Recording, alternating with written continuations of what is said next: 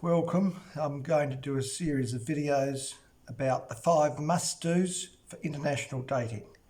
For those people who are looking at possibly meeting a foreign person from another country and they want, or they've had a tries at it, they've had success or unsuccessful. It's not easy, but I've done it personally. In this video, I'll go through the 5 first steps which I used to become successful at meeting somebody on the international dating site. The first one, of course, is choosing your dating site to find your partner. With me personally, I went to a couple. One was AsianDating.com. The other one was ChinaCupid, which I thought was very good. And eventually I had selected ChinaCupid because it was a massive site. I had experience with Chinese before, and the profile, the dating site itself had thousands of profiles and very extensive list of information about each candidate, and I find it was pretty helpful for me personally. So I selected that one, and in a series of times you go to it, of course lots of people use sites, so you pick out people that could be possibly interested in you or you're interested in them. And I selected about 6, and eventually I settled on one. So my first point of call is the dating site. So from there, I contacted her on a daily basis, and we set up a sort of an arrangement to talk regularly through the dating site, ChinaCupid. That went on for a period of time until we both felt comfortable knowing each other, knowing a little bit of information about each other, and we decided to go on to step 2, which is getting a more formal site, an app where you can talk face-to-face on video. Obviously I use WhatsApp, or I used an app called WeChat, and the person I was talking to, Jessie, of course being in China, WeChat is a massive app, fantastic app for talking on video face-to-face.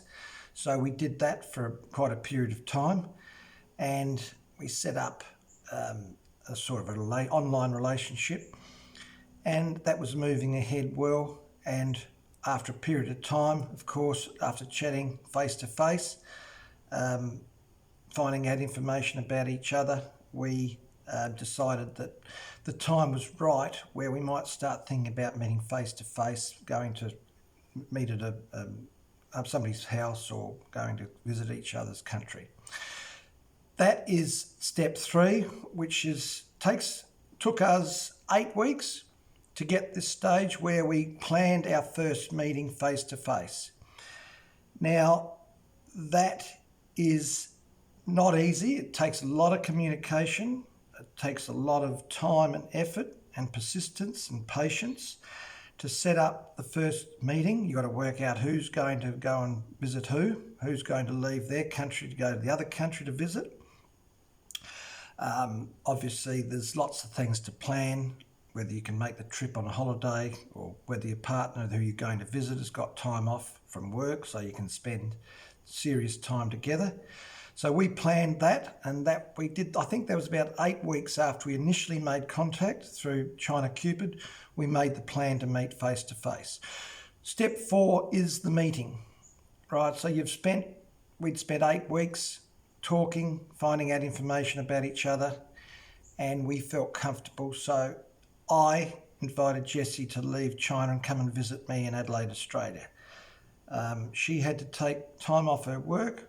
The trip was planned for 9 days, and China, of course, they don't get a lot of annual leave, so time's very precious. So Jessie booked her time off annual leave to come here to Adelaide. Of course, I picked her up at the airport. She'd come here, and we had our first face-to-face meeting. And it's either going to be successful or it's going to be unsuccessful, depending on the 2 people. With my case, and this video is purely about my experience and how I went about it. She came here for 9 days. I picked her up. She stayed at my house. I took her around the city. I donated a lot of time to her because she found the time to come from China to visit me. So I was 100% serious about giving this a good shot. I had to put 100% effort into it, and for her to come here is a big commitment. And so I took time off work. I showed her the city, obviously my house, my friends, went to the odd sporting function, went to visit my family, of course, was very important. So we did that for 9 days, and it turned out successful. We had a good time. She felt comfortable in Adelaide. Obviously, coming from a big Chinese city, coming to an Australian city is much, much smaller. Our cities in Australia, slower pace of life. And that's all part of finding out whether an international partner will be suitable for you. It's difficult. Nobody who's been through this process will say it's easy. It takes a lot of time, a lot of communication, and it's a will. You must have a strong will to be able to do it, to follow through, and hopefully have success. That was step 4. She came to Adelaide to meet me, and we stayed for 9 days. Moving on from there, we were happy with our first meeting, and of course, life goes back to normal. So Jessie goes back to China, commences her work again. I go back to work here, and this is make or bust time. Of course, you've had a good time together, go back to your normal lives. But step 5 is what you do after your first face-to-face meeting, and that means lots of communication. You've got to pick up the pieces. You've got to go back to your day-to-day communication, back on your app, whatever you're using, WhatsApp or WeChat or whatever it is. You've got to, if you're happy with the relationship, you've got to go back to keeping that going. You can't drop off. You can't just say, oh, well, we've met and I'll ring you in a couple of weeks. No, that doesn't work. There's a lot of things that can go wrong. You've got to keep at least 4 to 5 times a week conversation going to keep that commitment to each other. Anything can happen. Somebody else could step in on the scene on either side. Somebody could lose interest or anything. Any number of things that go wrong. We decided to give it our full shot, and we kept communicating after our first meeting. And then I think it was about 3 months after that, we decided to think about our next meeting. We'd had our first in Adelaide. So the second one was me going to China to her city to meet her family, friends, where she lived, find out more about how her lifestyle was. And from there, we continued on.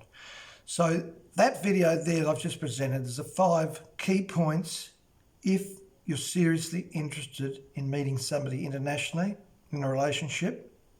The 5 are, once again, choosing your dating site where you're going to find prospective partners.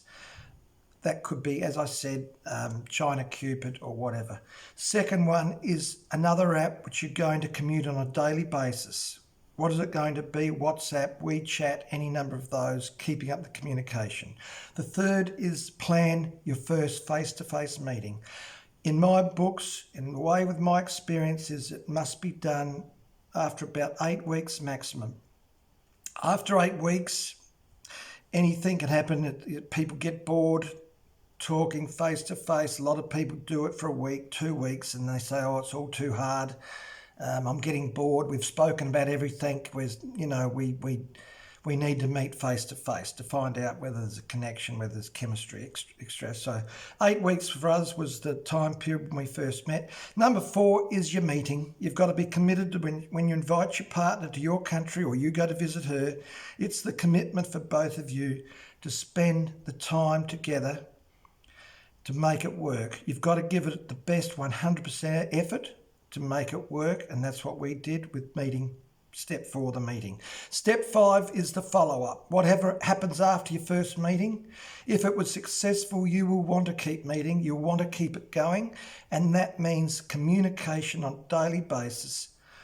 Keep the contact flowing until you set the grounds for your second meeting. So there it is. That's the first 5 steps. I want to do more of these videos explaining my situation, how I went about international dating and how it has been successful for me. So I look forward to seeing you in the future. Thank you.